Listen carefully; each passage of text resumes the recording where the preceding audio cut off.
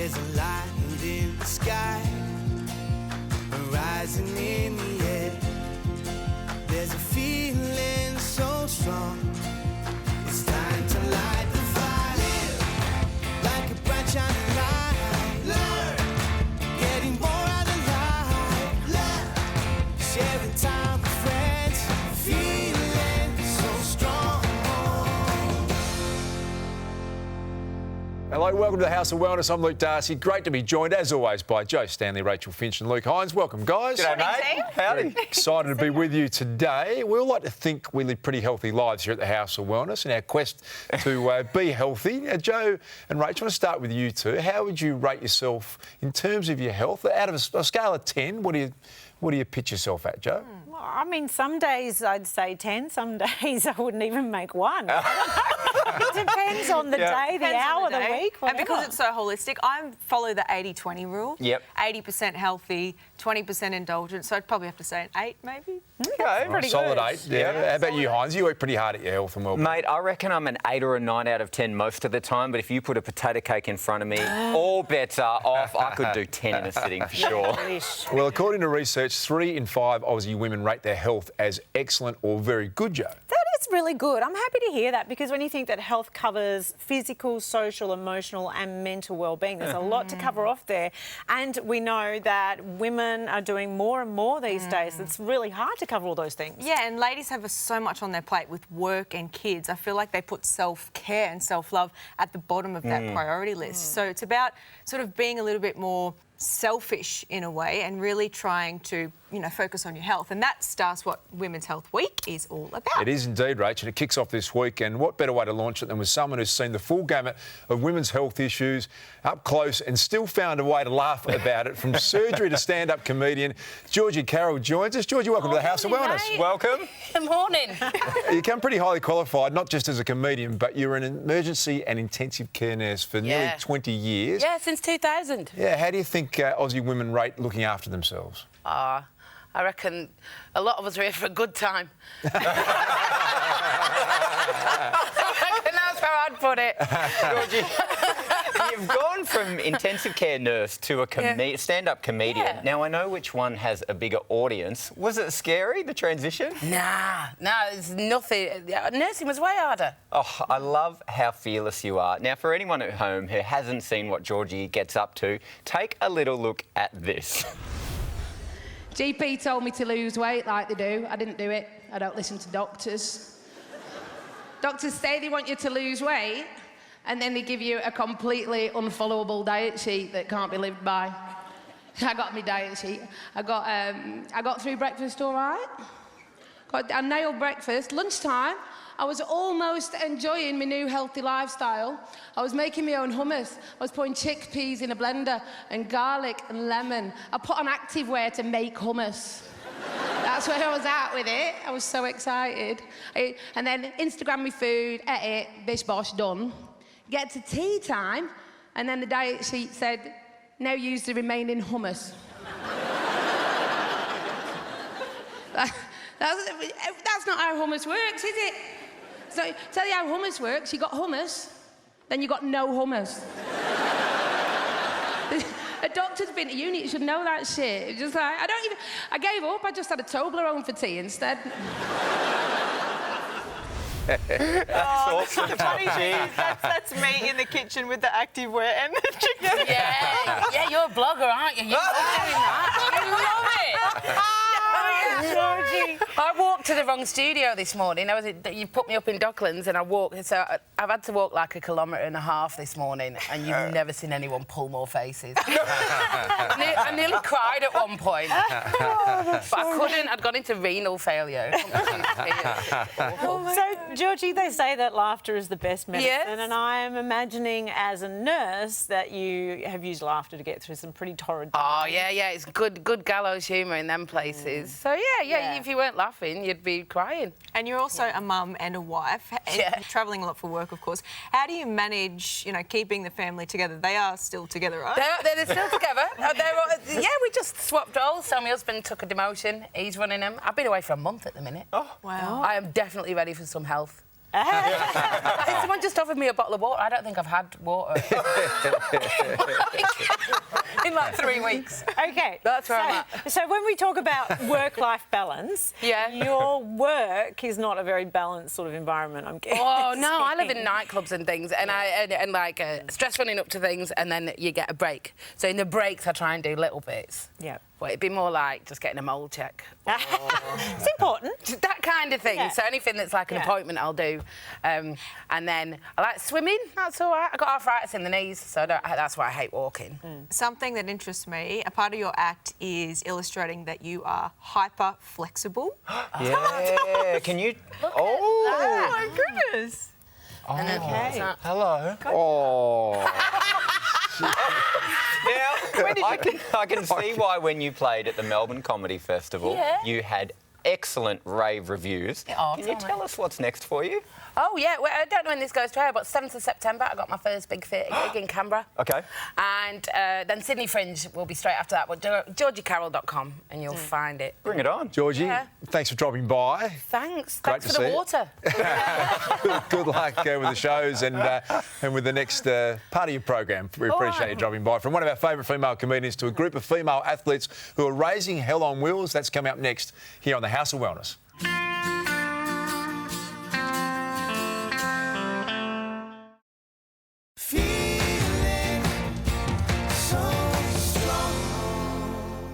Welcome back to the House of Wellness. Did you guys ever roller skate as kids? Oh, I rollerbladed to a broken chin, 2 broken knees and a broken arm, and I haven't done it since. You look like a blader. Yep. I did do roller skating in the 80s, but I was terrible at it. But that's all we did in the 80s. Yeah. Ice skating was big in the 80s too, actually. All I did in the 80s was be born. Oh, you? Sorry. Same here. Well, the sport of roller derby has taken off in Australia in a big way, and one of our local teams is giving the internationals a run for their money, Joe. Absolutely. The Victorian Roller Derby League made headlines in 2017 when they became the first non-American team in the world to reach the #1 ranking. These women are fast, furious and literally cannot be beaten. First time I put on skates and tried it, I was like, this sport's for me. Yeah, I knew. Lace up the skates and get ready to rock and roll a derby. The All-Stars are giving us the crash course. I'm a jammer and we have our blockers looking out for us, helping us through the packs, doing offense and stuff. So, yeah, it's good. Didn't understand those terms? You're not alone. Roller derby is a bit of a mystery to most of us. But once upon a time, Captain Lauren Foote didn't get it either. I actually watched the movie Whip It back in the day and I thought it was a made-up sport.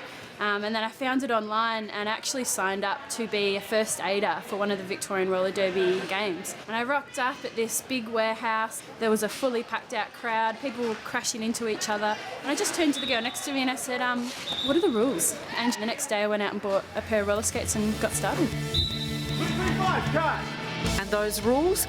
Well, to keep it simple, it's basically all about blockers and jammers.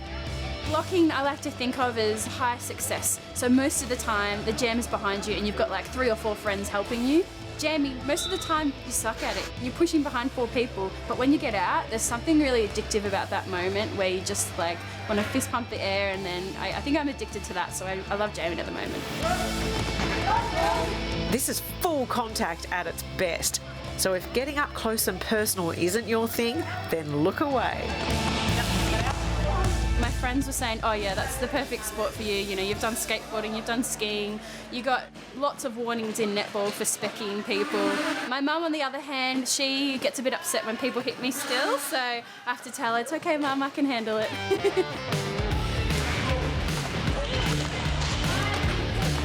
These guys are made of tough stuff. They're currently ranked #3 in the world. We're really excited for this season to go back to World Championships. Last year we came 2nd, the year before we came 1st, so we're pretty hungry to take home that gold medal again.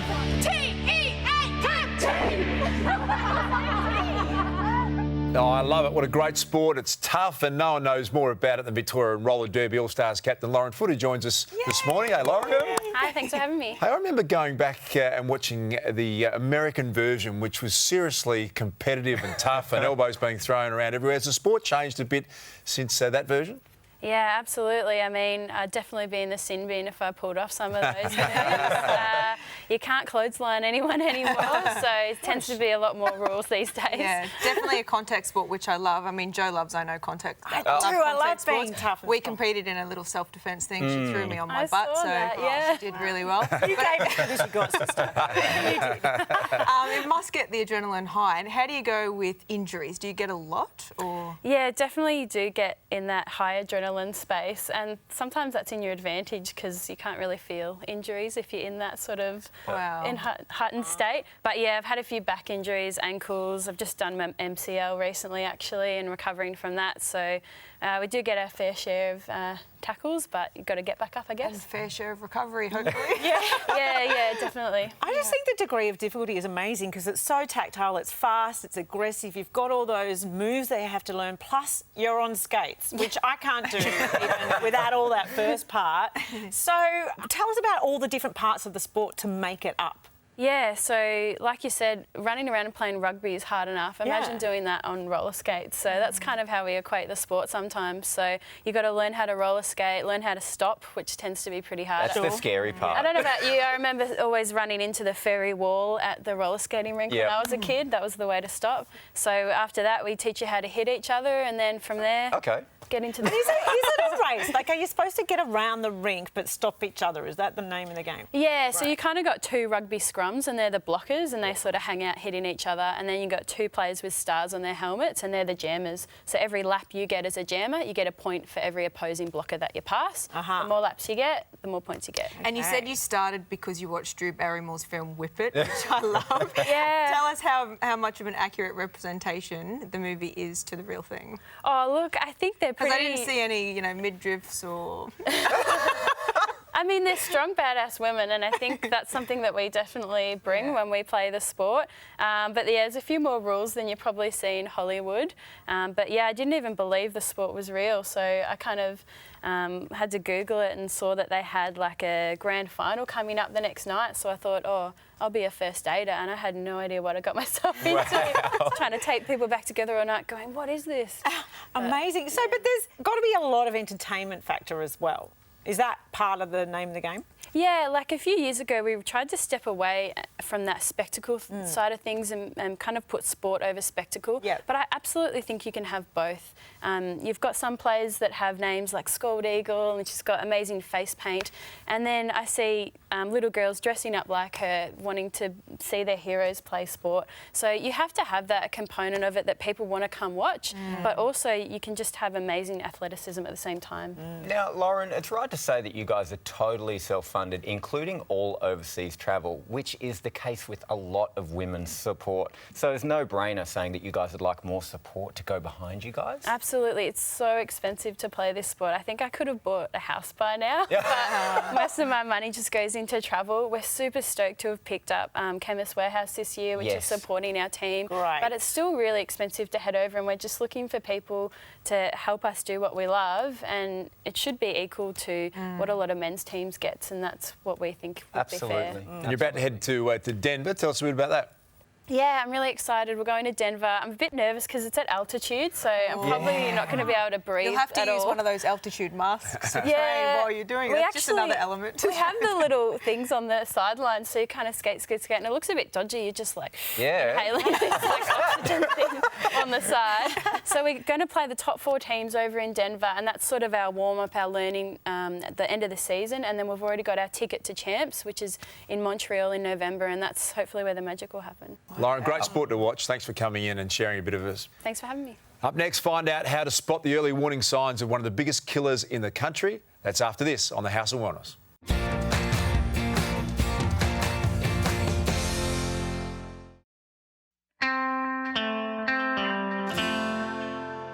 Welcome back to the House of Wellness. In Australia, each year there are more than 56,000 strokes. That's one every 9 minutes. An astounding stat, Joe. It really really is, and a lot of people think stroke affects old people, and that's a myth. It can happen to anyone at any age. Just take a look at Shannon Nelson's story.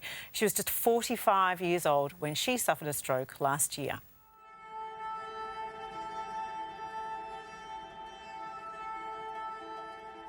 It's not a problem with intelligence. I'm still me. I'm a nurse and I'm a mum and I'm a wife. I find the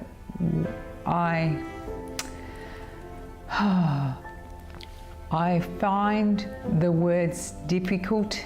I lose the words, and spelling it has been an issue in the past. I understand things, but the brain is slow to react sometimes. When I'm talking to people, they think I'm stupid, and I can't get the words out quickly and fluently.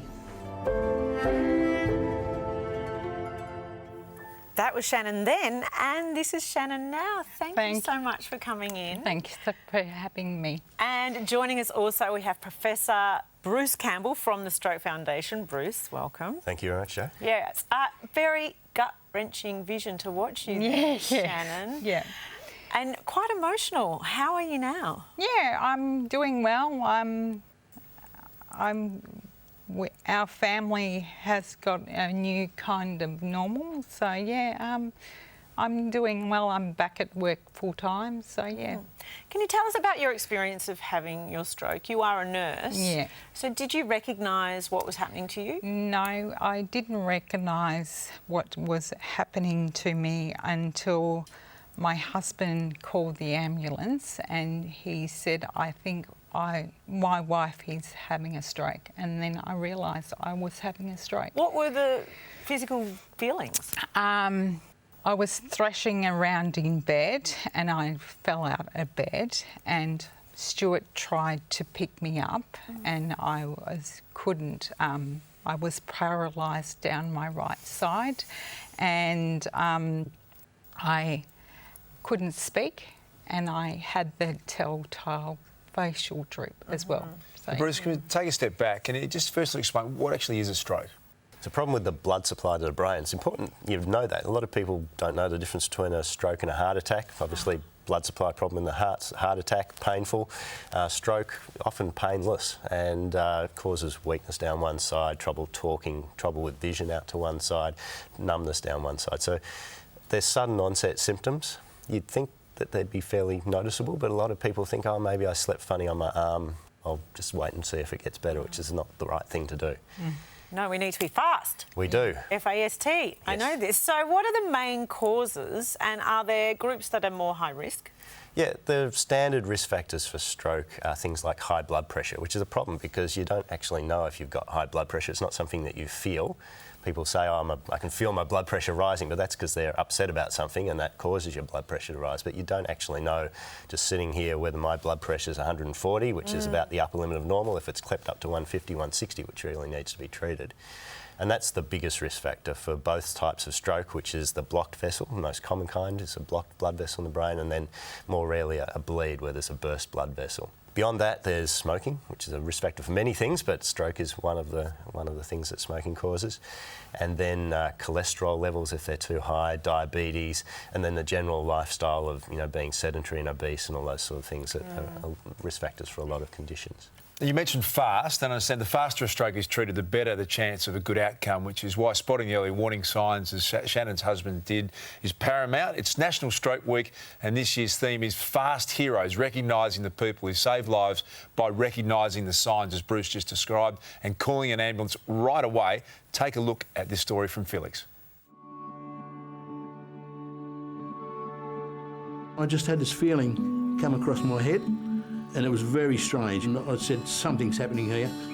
And all of a sudden then I just was paralysed. I couldn't get up, I couldn't move, couldn't speak, you know, and that was it. I'm Felix Shebeki and I'm a stroke survivor. I was worried myself because I've heard of people having strokes and I said, this is the end. I thought it was the end of me. That's what I thought. I was down on the ground, I couldn't speak. Ina came in and she saw me. I ran straight down and I looked and he went, stroke, okay. I just ran off and made the phone call, asked for the ambulance, and I tried to calm him down by holding his face, and the ambulance came in and I asked him to take over. In this case, we were lucky that we had the stroke ambulance come and find out where the clot was. That's what saved my life, and not having to wait to get me to the hospital. I knew I was in good care. Then when I arrived at the hospital, all I remember was the mask going on my face, and then I woke up in the recovery room. They'd done an angiogram and sucked out the rest of the clot, and they said, how are you? I said, I'm okay, thank you. And I started speaking. When we first got to Felix, he was paralysed down one side, he couldn't speak, so to see him go home from hospital 3 days later, fully recovered, back to how he was absolutely amazing and absolutely makes my job worthwhile. With stroke, time is brain. Every minute we delay treatment, almost 2 million brain cells die. At the moment, we have 1 mobile stroke unit. We would love to have more throughout Victoria and throughout Australia. Patients have strokes all around this country and we need to get better access to them no matter where they live. Felix has been the love of my life for the past 37 years. And I'd hate to lose him. Oh, what an amazing couple they are. Fast is the key. And Bruce, can you talk us through what those 4 warning signs are? Sure. So the F stands for face. And so if you ask someone to smile and their face is droopy, that's the first sign. Arms, so you ask them to hold their arms up, and if one of them drifts down or can't be raised at all, that's a sign. And then speech. So the speech may be slurred or the wrong words, and the wrong words is what Shannon was talking about with aphasia. And any of that jumbled rubbish that might come out is the speech. T stands for time to call 000, because really we want to get the ambulance activated as soon as possible. If you're lucky in Melbourne, you might get the mobile stroke unit, which can diagnose you at your driveway. But the aim is really to get that hospital process working as quickly as possible so that you can get the scans that tell us what sort of stroke it is and if we can do something to treat it, because we have great treatments to reopen blocked arteries now.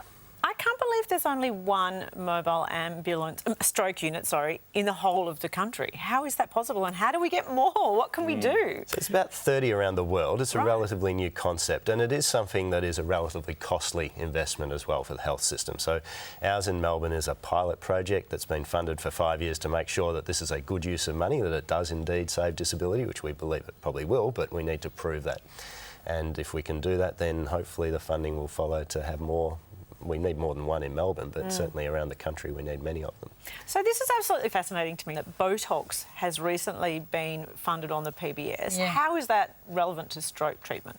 One of the issues after stroke is sometimes the muscles that have been weak then become stiff. And if you can imagine, it's hard to move a muscle that's weak. If the muscle then becomes stiff, it's even harder to overcome that. So Botox is a way of selectively, lessening off that stiffness so that people can get the most out of the strength they do have. Yeah, the message is clear, isn't it? If you think that you or someone close to you is having a stroke, act fast. Professor Campbell and Shannon, thanks for sharing this life-saving information today. We really appreciate it. Thank you. More after a break, right here on the House of Wellness.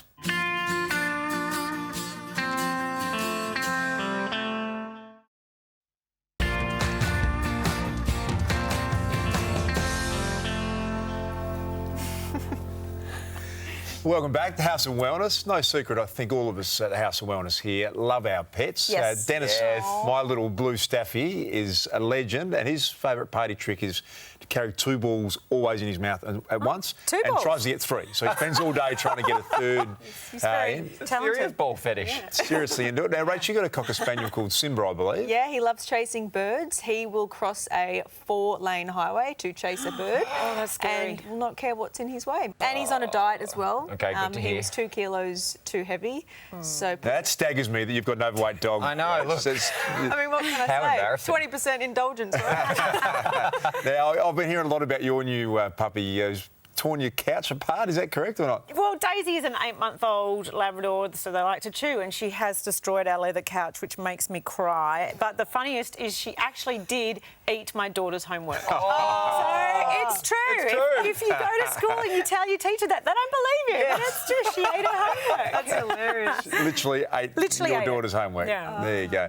Now, Hines, I believe you've got the best behaved dog out of all of us. Yes, I've got a beautiful little lady called Chia. She's a lap dog Labrador. She's absolutely gorgeous. She's more like a cat, but I will say she's not my first love. I had a black Labrador called Bailey, and I travelled overseas a few years ago, and I gave him to my mum to mind, just to babysit. When I got back from overseas, I found out that my parents had separated, and the bond that my mum had created with Bailey was just incredibly beautiful, that when it came time to take Bailey back, I absolutely couldn't. Mum visited last week with Bailey, and I sat with Bailey on the beach and I held him really tight, and I'm feeling emotional just saying it. my God. And I said, thank you for looking after me, but most of all, thank you for looking after my mum. And still to this day, he's with her. They're travelling around a camper van in Australia, and I just love them both. Well, people who don't love animals can't understand that, can you? Oh, look, I can hear what you're saying there, and now dogs do look after us, but it's been proven many times over that owning a pet, especially a dog, can help reduce the risk of heart disease as well and lead to a longer life. There's no doubt about the benefits of cuddling a canine. Dogs don't need much. Food, a walk, a few pats, and in return they give copious amounts of unconditional love. Are you ready? But for animals in shelters, while all of their basic needs are met, they don't get the same amount of attention they'd receive from their own family. Taryn Chalmers has found a way to fix all that. Hi, guys. She's taken all that canine affection and channeled it to a group of people who need it most. Something as simple as bringing a dog, or dog interaction in general really, can have such a beneficial effect. Sometimes it strikes me, even now after 3 years of running the charity, I think, how did something so simple not exist before this? This is Blackie. Taryn founded Animals for All Care, a charity that takes RSPCA rescue dogs into aged care facilities. So I think the program really draws some nice parallels between two groups who really are looking for love. You see two groups of people who've probably had long, really busy, exciting lives.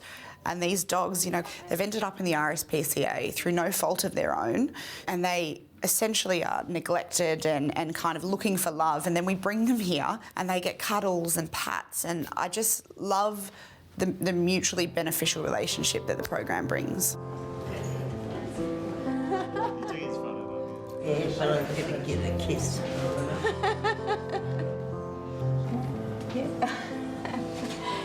Say hi. Yeah, they are. Look at those eyes. The more I see the dog, the closer he comes. You know, that is normal. And I think he would not even stay with me if I have him all day. He wouldn't say anything anymore. Who's this? Taryn's own love for dogs, she has 7 at home, and her background in medicine were the inspiration for the group. Say hi. When you introduce animals to palliative care patients or patients in aged care facilities or even patients with disabilities, things like falls reduce, they're happier and they tend to live longer. So I think that's a pretty good extrapolation for the rest of society. Everyone should have a dog, I think, or 5. He likes people too. He does, he's very friendly. And these visits aren't just for animal lovers. I find it provides a platform for kind of socialising, and they come and chat. Next thing you know, they're talking about the dogs that they had when they were a child. They're talking to each other. They're talking to our volunteers, to me, to the staff. So I think it's a really good facilitator for making sure that, people remember these things. They remember how much joy a dog can bring, and the dogs are really cute. So I think that helps. One at a time. It's very nice. I've had fantastic dogs. Some of them naughty. I get into bed and they put me out, kiss me out of bed, and I have to get back in again. But this isn't just a one-way street. Many of the dogs that come through these doors find a more permanent kind of love. These dogs get a lot more exposure than they otherwise would. I mean, we generally try and take dogs out that have either been in the shelter for quite a long time or are a little bit older, so perhaps not as attractive for people to adopt them. And we've had so many dogs that have been adopted through the program. Come here, dog. Who gets more out of it? I'm going to say mutually beneficial. I actually cannot pick. So the residents are so happy, the dogs are stoked. I mean, we're able to give these dogs a chance at adoption that they may not ever have, and we're able to brighten the lives of anywhere from 60 to 300 residents in one day. So I'm going to say it's good for all parties, including the volunteers. Another great story. Animals for All Care is always looking for volunteers to pick up the dogs from the RSPCA and take them for visits. If you reckon your dog has what it takes, then go to houseofwellness.com.au to find out how you can get involved. Now, let's get over to Rach. Told us before your dog is on a diet, which staggers me. That's my takeaway from the show today. But how about vitamins? Have you got vitamins sorted out for your dog? No vitamins for Simba, but we did, in addition to the diet, realise that he had a bit of plaque on the teeth, on the canine. So he's on dental care tablets, dry food now. But like humans, I think it's really about taking that holistic approach, mind, body and soul. And we talk about this so much on the show. We do, Rach, and that was a wonderful story. And when people have a dog, the first thing they want to do is take it for a walk because, again, mutually beneficial. So I want to talk to you today about energy to walk the dog, but energy generally.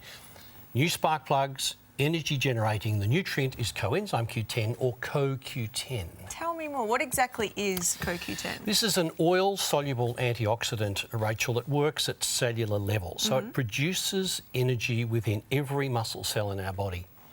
And the main muscle we need to work efficiently is actually our heart. That has huge demands on coenzyme Q10. And that's why it's so important that we maintain those levels if we possibly can. So what happens if those natural levels drop, and how do we recognise that? We probably recognise those with fatigue. And you get sore muscles, you just don't have the get up and go that maybe you used to have for some reason or other. That can happen with ageing because, sadly, after about 20, 21, 22, our levels of CoQ10 in our body, they start to drop away. So as we age, we still want the energy, but we aren't able to produce it to the same levels. And sadly, there are some medications which can affect those levels as well. So fix us up. How do we increase the levels? Well, you can get some CoQ10 from food, Rachel, but you've got to have a lot of food to get any, but because food's always the thing we go to. So nuts, avocado, beef, pork, they've got some levels of CoQ10 that we can absorb. But the simplest thing to do is just to take it in supplement form. I have a pretty active lifestyle, you know, I'm always on the go, and I do notice when my energy levels start to drop, something that really helps me, vitamin D.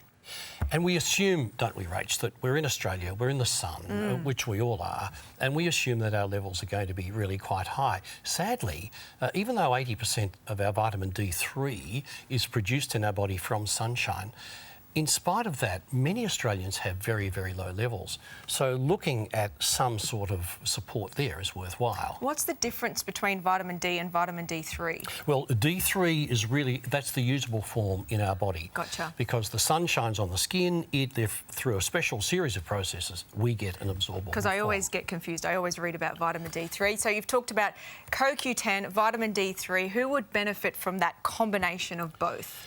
Really, you look at what symptoms arise from insufficient levels. So people who get infections constantly, people who are battling with fatigue and they're really struggling with energy levels, people who get consistent infections, they don't get over a cold, that's a D3 issue as well.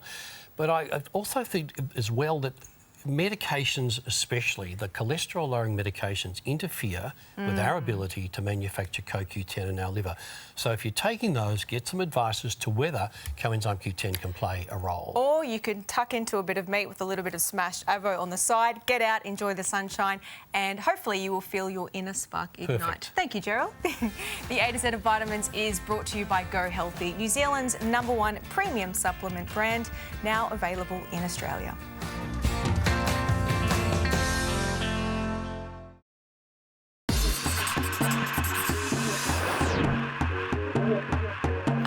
always looking for that perfect dessert which is completely guilt-free. Well, my raw cheesecake with cashew and lime is exactly that. This is a gluten-free crust. I'm using buckwheat, which doesn't contain any wheat and isn't to be mistaken with wheat. Pop that into the blender. I've got my dates, which are pitted. Lovely caramel sweetness to them. Coconut. I'm going to add my Bioglan organic virgin coconut oil, which is unrefined. It contains something called medium chain triglycerides, which are easily digested and burnt slowly. I'm going to pop the ingredients into the patty pans and with the back of your spoon, just push it down so it's slightly packed. These all become the base of the cheesecake and I'm going to pop them in the fridge so they'll set for about an hour. I'm going to make my creamy cashew filling. Now, what I've gone ahead is, again, soaked my cashews overnight. I'm also, again, using my Bioglan organic virgin coconut oil. Now, it's so versatile.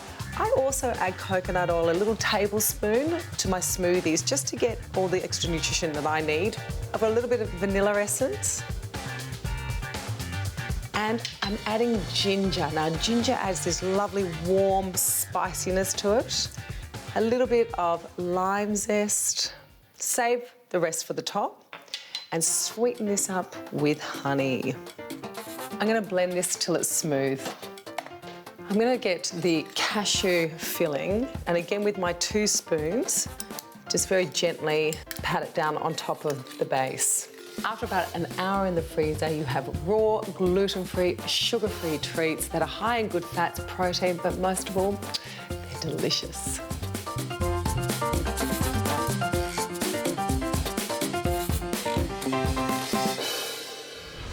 How good do they look from Zoe? Wouldn't last that long in my house, I have to say. They'd be gone quick smart. But on the chance there are some leftovers, Hinesy, you're going to run us through a way that we can maybe do this without using the plastic wrap that we so often go to when we're at home. Mate, absolutely. It is no lie the damage that single-use plastic is having on our country. It is a big debate at the moment, but I'm not going to go on to a big rant. I've brought some things in that I want to inspire you guys with and show you so you can minimise your single-use plastic. And I want you, while I go through this, take this on board. OK.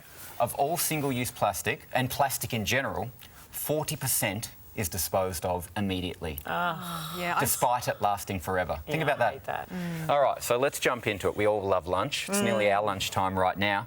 These are little beeswax wraps. Check this out. Have a smell of that. Get that up into your face, guys. Beautiful. Now, this is beeswax infused with cotton, coconut oil and pine rosin. The pine rosin gives it that little sticky kind of tactile effect there that holds it together. Now, the thing with this one is that you can't use it in the microwave. You can't heat it to higher temperatures, which means you can't use it with things like meat or fish. So great for sandwiches. Great.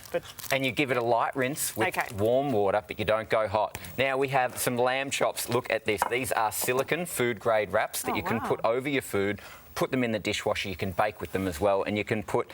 Look at this. You pull it really tight. That's how it works. Look at that. Gets nice and tight. Put an elastic band around it. Holds it together. You can get mini ones. Mate, Darcy, get that in there. How many times can you use this, Mate, Hinesy? unfortunately, it's not biodegradable, but you can use it forever. And you can rinse it in the dishwasher or hot water. So great. So no need for Glad Wrap or cling film or any of that. Who likes yoghurt? Oh, yes. You love it? Coconut yoghurt. Let's get in here. This is coconut yoghurt. You put it in. For the kids. Yeah, get it right in, guys. Right in here. It's very clean, not messy at all. And then you seal it up. There we go. Oh, just like that. Obviously. And if you give that a little rinse, that is absolutely perfect for the school lunches. You can't go wrong. Take Reusable that, mate. again, mate?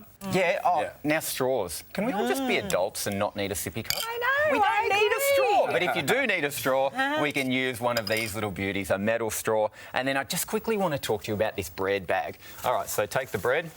In here, this is made with 10 recycled plastic drink bottles. Oh, cool. All right, and what you can do, they've made it at a size that fits most bakery and bread shop slices, so it fits over.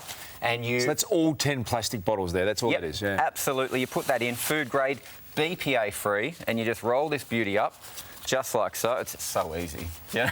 Keeps your bread fresh. Yeah, will that help keep it fresh for longer, do you think? Absolutely. So if you put this in the freezer, because of this folding mechanism, it protects it from frost. Oh, and you I can love keep that. that in the freezer for up to 3 months. And all you need to do is rinse it out because it's food grade. And when you go to the shops, how awful is it when you have to constantly get those plastic bags for your single-use fruit and vegetables? Yep. Just put them all in here. Of course. Absolutely perfect. It's breathable, so when it hits the fridge or freezer, it goes in there. It's perfect. Genius from you, Heinzie. Thanks. mate, Some thank great you. alternatives for us all to think about. Well done, mate.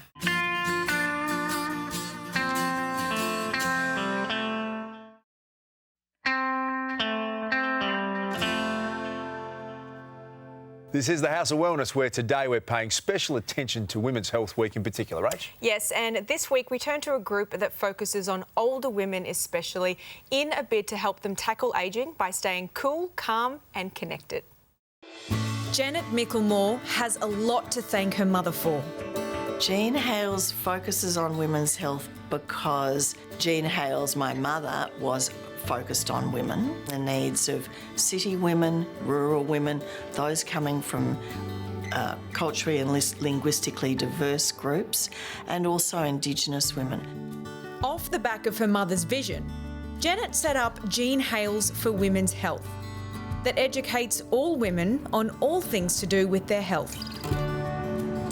What we've done so far is look at a cohort in the Australian Longitudinal Women's Health Study of women 70 plus.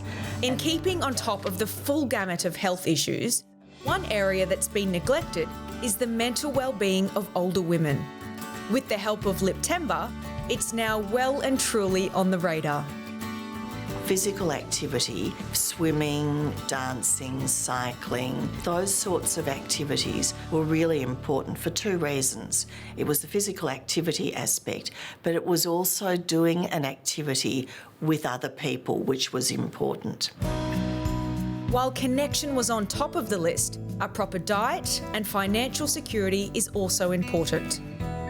Now we're able to use that knowledge to produce videos and other education resources to complement the research so that the information is actually getting out to health professionals, community members, family members, and actually women themselves as to what makes their mental health better than it may be. So pick your colour and get your lippy on. And make sure you check in on your mum and your nana to see how they're doing.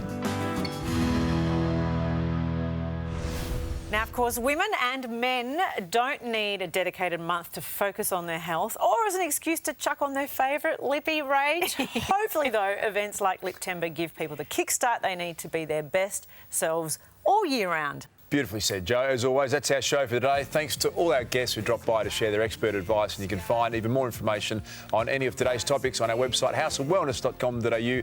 Don't forget to tune into our radio show every Sunday, and as always, thanks to our good friends at Chemist Warehouse. We'll see you next time.